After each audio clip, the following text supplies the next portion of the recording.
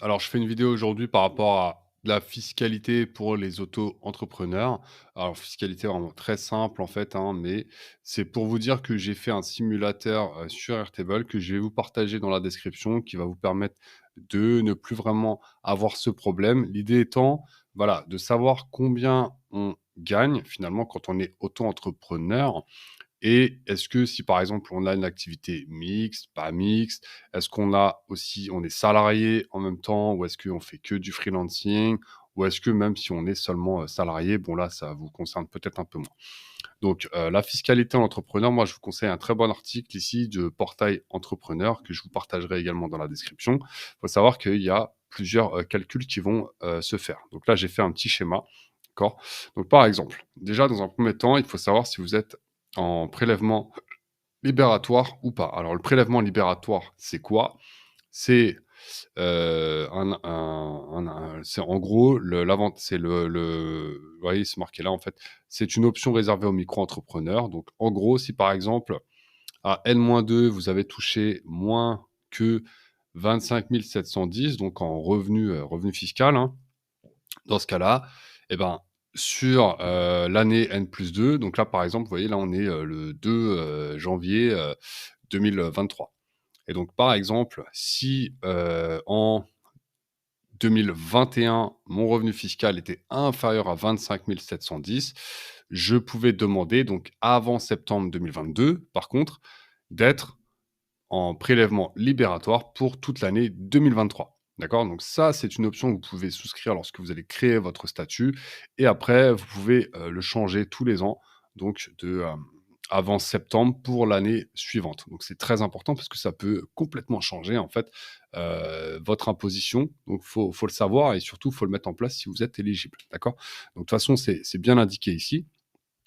Et voilà, par exemple, moi, c'est mon cas en 2021 et 2020, je touchais moins que 25 710. Oui, j'étais pauvre. Enfin, pauvre, je sais pas, mais en tout cas, oui, je touchais moins que cette somme-là. Donc, je peux être en prélèvement libératoire sur l'année 2022. J'ai pu être en prélèvement libératoire sur l'année 2022 et je le serai encore en 2023. Par contre, l'année d'après, ce sera plus le cas. Voilà. Donc, alors, quand vous êtes en prélèvement libératoire, c'est beaucoup plus simple parce qu'en fait, vous allez prendre votre chiffre d'affaires. Donc, par exemple, vous avez fait 50 000 euros de chiffre d'affaires sur l'année. Là-dessus, vous allez payer vos cotisations sociales. Donc, les cotisations sociales, ça va dépendre de votre activité. Donc, ça va vraiment dépendre de votre code NAF. Donc, par exemple, si vous faites de la vente de marchandises, vous êtes en PIC, donc vous allez payer 13% à peu près, j'arrondis, hein, 13% de cotisations sociales. Si vous faites de la prestation de service, ça va être 22%, sinon 22%. Et si vous vendez des produits digitaux, je crois que c'est, du coup, ça va être BNC, donc c'est 22 aussi, pourcents. Donc voilà, regardez un peu ce tableau pour savoir. Donc là-dessus, vous allez retirer vos cotisations sociales. Et ensuite, ça va vous donner votre revenu entrepreneur net avant impôt. Par contre, si vous êtes en prélèvement libératoire, dans ce cas-là, en fait, vous allez juste rajouter encore un pourcentage et là, ça va dépendre. Exactement ici. Si vous êtes en BIC, BNC, la plupart du temps, si vous faites de la prestation de service, vous êtes plus généralement en BNC. Par contre, si vous vendez des produits digitaux, par exemple, vous allez être en BIC. Si vous faites de l'achat-revente de marchandises, il me semble que vous êtes aussi en BIC, donc vous allez rajouter ce pourcentage-là, donc ce qui va être le prélèvement libératoire. Et après, c'est fini, vous allez avoir votre revenu net, d'accord? Si vous n'avez pas opté pour le prélèvement libératoire, c'est un peu plus compliqué, puisque là, vous faites toujours 50 000 euros de chiffre d'affaires et là-dessus, vous allez toujours, payer des cotisations sociales. Par contre, après, vous allez avoir votre revenu, non pas net, mais votre revenu imposable. Et donc, avant d'avoir votre revenu imposable, on va appliquer un abattement. Et donc, l'abattement, ça veut dire qu'en fait, avant d'intégrer ce revenu à votre barème, on va pas trop vous faire mal. Et donc, on va appliquer un abattement. Et donc, ça va être de 40, alors c'est 50% pour les activités de prestation de services, donc je vais le retrouver, voilà. Ça va être 50% pour les prestations de services, donc par exemple, vous êtes, développeur, vous êtes, designer, des choses comme ça et sinon non pardon, ça va être 34%, pour le BNC, donc développeur, vous faites du service en fait, comment dire? Du service personnalisé pour une entreprise, vous êtes à 34%. Sinon et vous voyez, c'est pas le wording est pas très clair, hein, donc il faut vraiment faire attention, hein. Quand vous faites ça, vous êtes à ce barème-là. Par contre, vous vendez des produits digitaux, là, vous êtes en prestation de service, commercial et là, vous allez être à, 50. D'accord? Donc faut vraiment faire très attention et si vous faites les 2, par exemple, moi, c'est mon cas, je fais de la prestation de service personnalisée pour les entreprises et je vends aussi donc des produits digitaux, donc j'ai 2. Quand je fais ma déclaration, j'ai 2 chiffres d'affaires à déclarer. J'ai un chiffre d'affaires qui va être, à ce barème-là et un autre chiffre d'affaires qui va être à ce barème-là.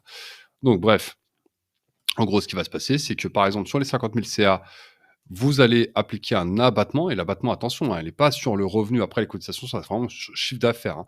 Donc, dans ce cas-là, bah, prenons un exemple. Par exemple, sur 50 000 € de CA, vous allez faire donc 50 000.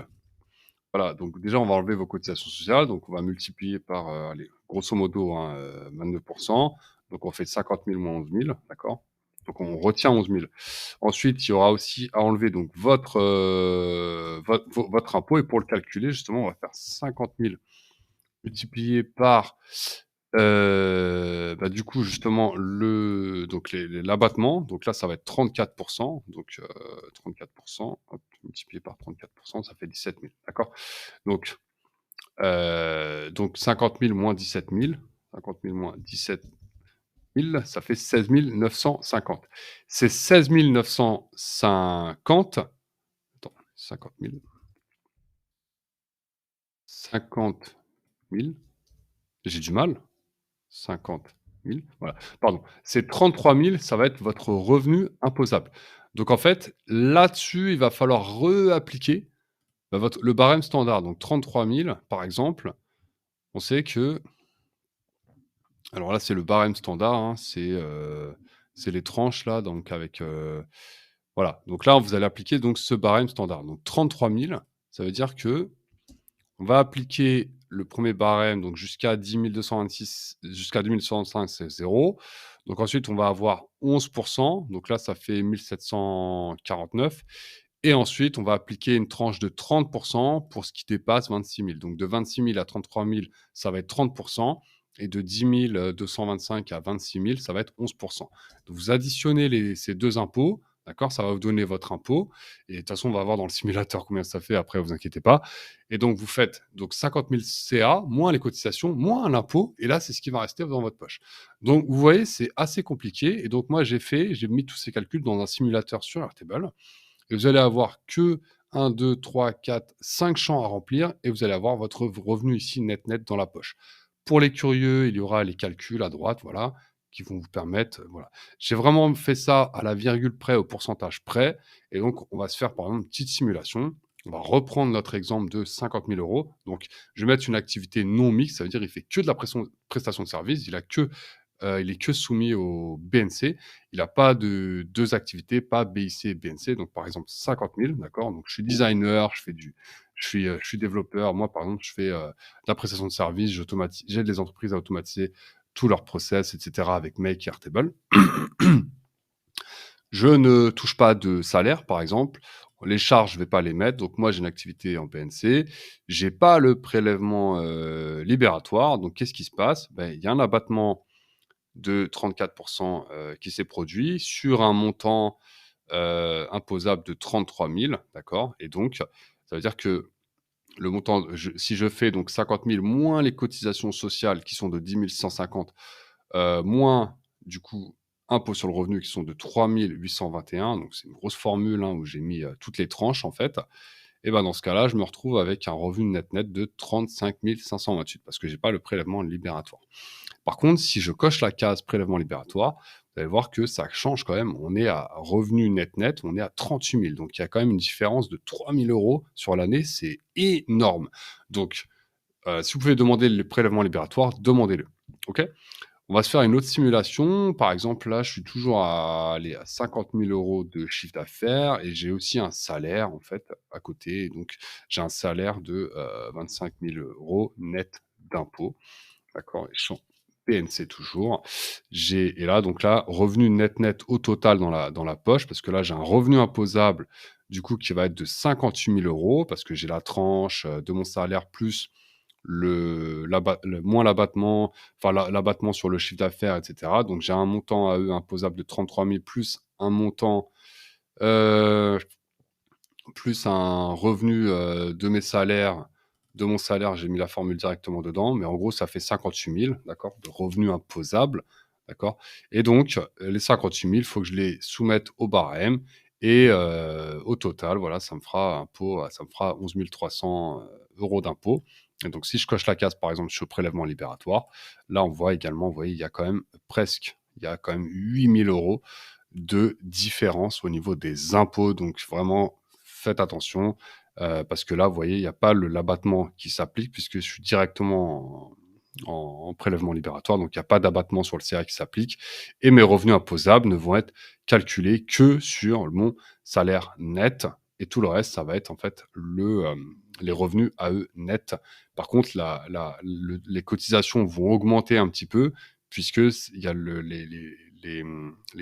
l'impôt, le prélèvement libératoire qui va s'ajouter donc au montant des cotisations sociales. Voilà, donc grosso modo, ça c'est pour les activités non mixtes. Maintenant, si vous êtes comme moi, vous avez une activité mixte en plus, alors là, c'est encore plus compliqué parce qu'il y a une partie du chiffre d'affaires qui va être en BIC. Donc par exemple, j'ai fait, 20 000 € de chiffre d'affaires parce que j'ai fait de la prestation de service.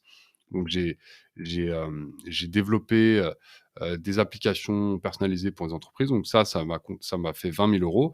Après, par contre, j'ai vendu, non pardon, ça c'est 20 000 €, ça. Voilà, et par contre, j'ai vendu pour 10 000 € de, produits digitaux. J'ai aussi un salaire, par exemple de 20 000 € également. Voilà, je mets pas les charges. Et là, vous voyez, revenu net. Alors, je vais mettre ça là. Voilà. Donc là, on voit revenu net, donc je suis à 38 200. J'ai payé 5 300 € parce que je suis pas en prélèvement libératoire. Par contre, si je coche la case, vous voyez, là, il y a quand même 3 000 € de chiffre d'affaires donc qui vont, changer. Donc plus votre chiffre d'affaires est élevé, plus votre salaire est élevé, plus vous allez payer d'impôts. Donc voilà.